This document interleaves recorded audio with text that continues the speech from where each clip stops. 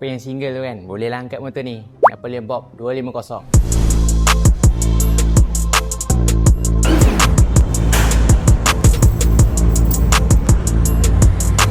Motor ni menggunakan enjin kapasiti 249cc, 4 stroke, V-twin cylinder, double valve cam. Power output dia menghasilkan 25.4 horsepower dengan 25 Nm of torque. Top speed dia bolehlah cecah 1.3 ke 1.4.